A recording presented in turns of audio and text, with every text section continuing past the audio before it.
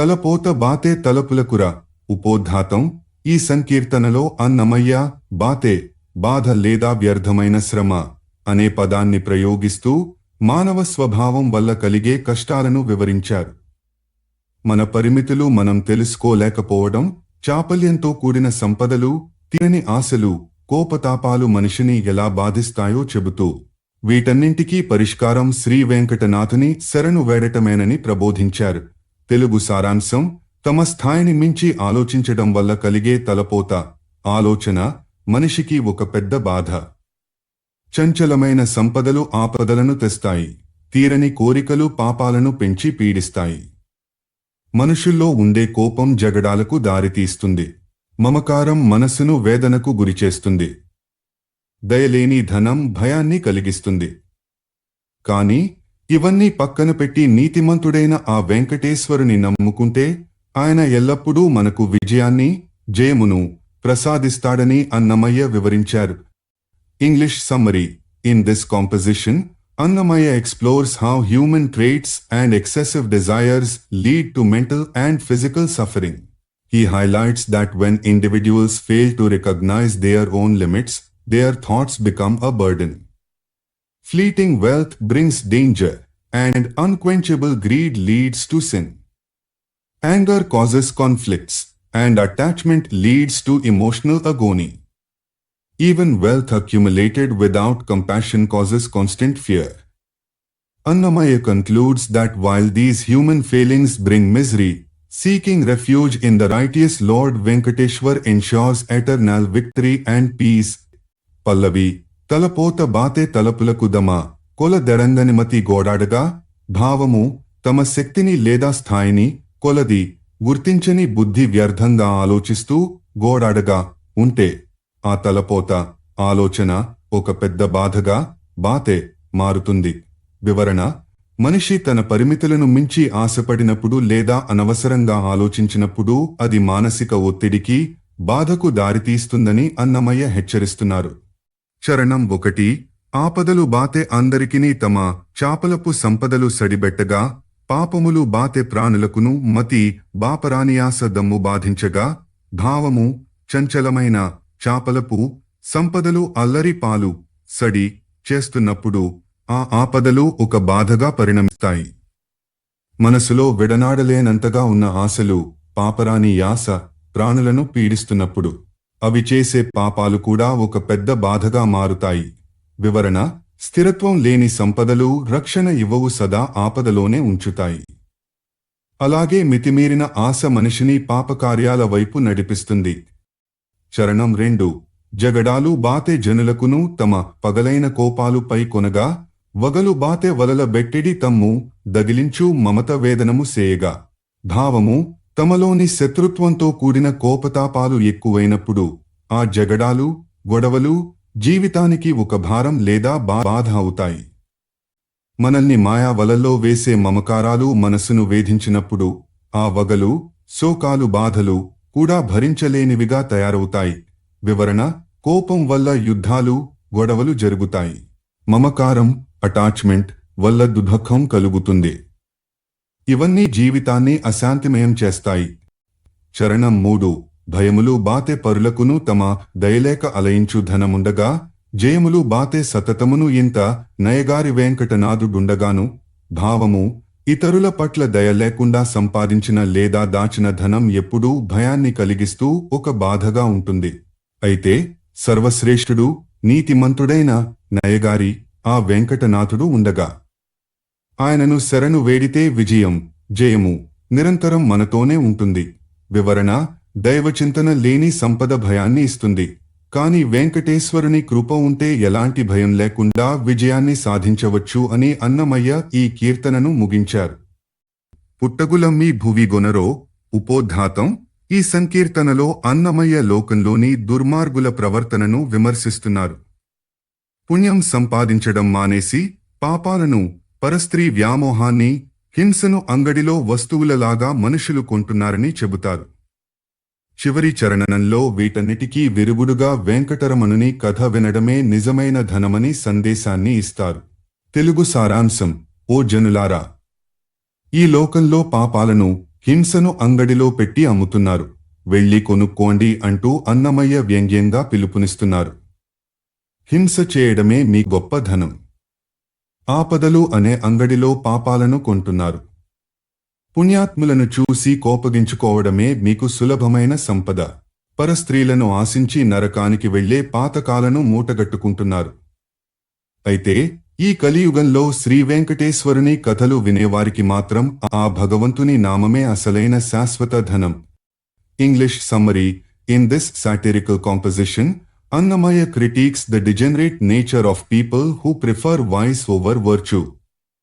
Using the metaphor of a marketplace, Angadi, he mockingly invites people to buy sins, violence, and calamities. He points out that for some, harming others and envying the virtuous have become their primary assets. He highlights the grave sin of desiring other women as a hidden wealth that leads to spiritual ruin. Finally, he concludes that for the wise, listening to the divine stories of Lord Venkateshwar is the only true and meaningful wealth in this Kali Yuga. Pallavi, పుట్టగుల మీ భువి గొనరో, జట్టికిని హింసలే మీ ధనము, భావము, ఈ లోకంలో పాపపు ప్రోగులను పుట్టగులు అమ్ముతున్నారు, కొనుక్కోండి. బలవంతులమని విర్రవీగే మీకు ఇతరులను హింసించడమే కదా అసలైన ధనం. వివరణ. మనుషులు హింసను ఒక గొప్పతనంగా భావిస్తారని, అది వారు సంపాదించుకునే పాపపు ధనమని అన్నమయ్య ఇక్కడ నిశితంగా విమర్శిస్తున్నారు. చరణం 1. ఆపదలంగడి నమ్మి గొనరో, పాపాత్ములు పై బడక, కైపుల పుణ్యులగని కోపించే చూపులు మీకివి సులభపు ధనము, భావము, ఆపదలు అనే అంగడిలో, సంతలో పాపాలను అమ్ముతున్నారు, వెళ్ళి కొనుక్కోండి.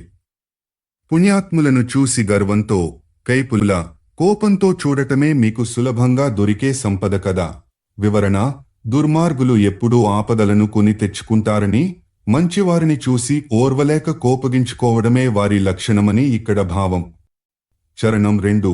కడుగుంభీ పాతకంబులు గొనరో, బడిబడి నమ్మి బాలిండ్ల, తొడరు పరస్త్రీ ద్రోహపు ధనములే, తడవుటే మీకివి దాచిన ధనము, భావము, కుంభీపాకం వంటి నరకాలను ఇచ్చే ఘోర పాపాలను అమ్ముతున్నారు, కొనుక్కోండి. పరస్త్రీల వ్యామోహంలో పడి వారికి ద్రోహం చేస్తూ తిరగడమే మీరు దాచుకున్న అసలైన పాపపు ధనం. వివరణ. పరస్త్రీ వ్యామోహం మనిషిని నరకానికి, కుంభీపాకం తీసుకువెళ్తుందని, దానిని మనుషులు ఆశగా వెతుక్కుంటూ వెళ్తున్నారని అన్నమయ్య హెచ్చరిస్తున్నారు. చరణం 3. లంపుల చండాలత్వముగొనరో, గంపలనమ్మి గలియుగము, రంపపు వెంకటరమణుని కథ విన నింపగు వానికి నిదే ధనము, భావము, కలియుగంలో నీచమైన పనులను, చండాలత్వము, గంపల కొద్దీ అమ్ముతున్నారు, వెళ్ళి కొనుక్కోండి. కాని ఈ రంపపు కోతల్లాంటి సంసార బాధల నుండి రక్షించే ఆ వెంకటరమణుని కథలు వినడం ఎవరికైతే ఇష్టమో, నింపగు వారికి ఆ దైవ చింతనే నిజమైన ధనం. వివరణ. లోకమంతా పాపపు మయమై ఉన్నా భగవంతుని కథలను వినే భక్తుడికి మాత్రం ఆ శ్రీనివాసుడే సర్వస్వం, సంపద అని అన్నమయ్య ఈ కీర్తనను ముగించారు. అప్పుడువో నిన్ను గొలువగా. ఉపోద్ఘాతం. ఈ సంకీర్తనలో అన్నమయ్య భక్తుడికి ఉండాల్సిన మానసిక స్థితిని వివరిస్తున్నారు. భగవంతుని కొలవడం అంటే కేవలం పూజలు చేయడం కాదు, ద్వంద్వాలను, సుఖదుఃఖాలు, పాపపుణ్యాలు దాటినప్పుడే నిజమైన భక్తి సాధ్యమవుతుందని, అలాంటి స్థితి వచ్చినప్పుడే జీవుడు భగవత్ సేవకు అర్హుడవుతాడని ఇందులో ప్రబోధించారు. తెలుగు సారాంశం. స్వామి, మాయతో కప్పబడినది ఏది? కప్పబడని సత్యమేది అని తెలుసుకోగలిగిన రోజే నిన్ను సేవించే అర్హత మనిషికి కలుగుతుంది. ఆపదలు, సంపదల పట్ల సమాన భావం కలిగి పాపపుణ్యాల చింతన నుండి విముక్తుడైనప్పుడు కోపం, శాంతం అనే భేదాలు పోయి లోపల వెలుపల అంతా ఆ పరమాత్మే ఉన్నాడని గ్రహించినప్పుడే నీ సేవ దక్కుతుంది. అలాగే స్వపరభేదం మర్చిపోయి నీ దాసుల యొక్క దాసులను కూడా గౌరవిస్తూ అంతటా నీ రూపాన్నే చూడగలిగిన రోజే మనిషి నిజమైన భక్తుడవుతాడు. English summary. In this philosophical song, Annamaya explains when a soul becomes truly worthy of serving the divine. He states that the real eligibility arises only when a person can distinguish between the illusory, Maya, and the eternal truth. True devotion is possible when one remains equanimous in both adversity and prosperity, rises above the cycle of sin and merit, and transcends emotions like anger and peace. Ultimately, when a seeker recognizes himself as the servant of the Lord's servants and sees the divine presence everywhere, both within and without, that is the moment of true spiritual awakening. పల్లవి అప్పుడువో నిను గొలువగ నరుహము గలుగుట ప్రాణికి కప్పినదియు గప్పనిదియు గనుగొనగలనాడు. భావము మాయతో కప్పబడిన అజ్ఞానం ఏది? ఆ మాయ కప్పని పరమాత్మ సత్యమేది అని వివేకంతో గుర్తించగలిగిన రోజే ఈ జీవుడికి నిన్ను సేవించే అర్హత కలుగుతుంది. వివరణ: బాహ్య ప్రపంచం మాయా కల్పితం, ఆత్మ సత్యం. ఈ రెండింటి మధ్య తేడా తెలిసినప్పుడే భక్తిలో స్థిరత్వం వస్తుందని దీని అర్థం. చరణం 1. ఆపదలకు సంపదలకు నడ్డము చెప్పిననాడు, పాపములకు పుణ్యములకు బనిదొలగిన నాడు, కోపములకు శాంతములకు గూటమి మానిన నాడు, లోపల వెలుపల తనమతిలో తెలిసిన నాడు. భావము: ఆపదలు వచ్చినా సంపదలు కలిగినా చలించకుండా అడ్డము చెప్పనినాడు, పాప పుణ్యాల ఫలితాల పట్ల ఆసక్తి లేనప్పుడు, కోపం మరియు శాంతం అనే ద్వంద్వాల కలయిక నుండి విముక్తుడైనప్పుడు, తన లోపల మరియు వెలుపల ఉన్నది ఒక్కడే అని బుద్ధితో తెలుసుకున్నప్పుడే భగవంతుని సేవ సిద్ధిస్తుంది. వివరణ: యోగశాస్త్రం చెప్పే సమత్వం ఇక్కడ కనిపిస్తుంది. మనసు ఎప్పుడైతే లాభనష్టాలకు అతీతంగా మారుతుందో అప్పుడే అది భగవంతునిపై లగ్నమవుతుంది. చరణం 2. తనవారల బెరవారలదా తెలిసిననాడు, మనసున చైతన్యంబున మలపందిననాడు, పనివడి తిరువేంకటగిరిపతి నీదాసులదాసులా కనుగొని నీభావముగా గనువిచ్చిననాడు. భావము: తనవారు, ఇతరులు, పెరవారలు అనే భేదం మర్చిపోయి అందరినీ సమానంగా చూసినప్పుడు, తన అహంకారాన్ని చైతన్యంబున మలపు విస్మరించినప్పుడు, ఓ వెంకటాద్రి నాథ, నీ దాసులకు దాసులైన వారిని కూడా సేవించి అంతటా నీ దివ్యత్వాన్నే చూడగలిగే జ్ఞాననేత్రం కనువిచ్చిన నాడు తెరుచుకున్నప్పుడే నీ సేవకు అర్హత లభిస్తుంది. వివరణ: భగవంతుని నేరుగా సేవించడం కంటే ఆయన భక్తులను సేవించడం, దాసోహం గొప్పదని అన్నమయ్య ఇక్కడ స్పష్టం చేశారు. భాగవత సేవయే భగవత్ సేవకు తొలి మెట్టు. కొలువుడి భక్తి గొండల కోనేటి ఉపోద్ఘాతం. ఈ సంకీర్తనలో అన్నమయ్య శ్రీనివాసుని కొండల కోనేటి నిలయుడు, తిరుమల స్వామి పుష్కరిణి తీరాన ఉండేవారు గా సంబోధిస్తూ ఆయన సర్వోన్నత దైవమని కొనియాడారు. వేదాల సారాంశం ఆయనేనని, నిర్మలమైన మనస్సు గల జ్ఞానులకు ఆయనే ఆధారమని చెబుతూ అందరినీ భక్తితో ఆ దేవదేవుని సేవించమని పిలుపునిచ్చారు. తెలుగు సారాంశం: ఓ భక్తులారా, భక్తితో ఆ తిరుమల కొండల కోనేటి తీరాన వెలసిన స్వామిని, సంపదలకు నిలయమైన శ్రీనివాసుని కొలవండి. ఆయన ఆదిదేవుడు, పుట్టుక లేనివాడు, అభవుడు, సామవేద గానమంటే ఇష్టపడేవాడు. సత్యాన్వేషణ చేసే జ్ఞానులకు ఆయనే ప్రాణాధారం. సకల భావాలకు అతీతుడైన ఆ దివ్యస్వరూపుడు తిరువేంకటగిరిపై వెలసిన పరదైవం. భూమిపై ఉన్న సకల జీవుల పట్ల అమితమైన కరుణ కలిగిన ఆ దేవుని సేవించండి. English summary. In this inspiring hymn, Annamaya invites everyone to worship Lord Venkateshwar with pure devotion.